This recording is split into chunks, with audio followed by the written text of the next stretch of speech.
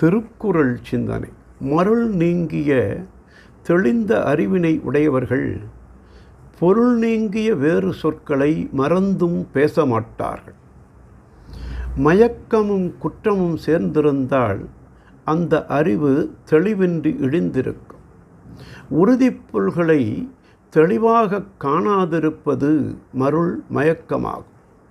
தெளிவாக கண்டும் தீய சிந்தனைகளில் மண்டி இருப்பது மாசாகும். மயக்கம் தீர்ந்து மாசு அற்றுப்போனால் தெளிவான சொற்கள் செவ்வையாக ஒளிமிகுந்து வெளிவரும். வாயில் வருமொழி பழுதானால் உள்ளமும் பழுதாகும், செயலும் இழிவாகும்.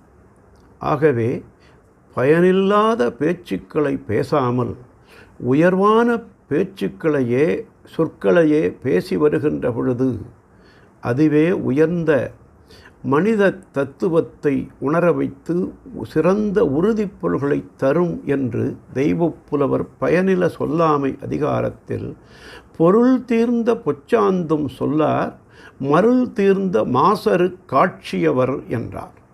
நாளையும் சிந்திப்போம்.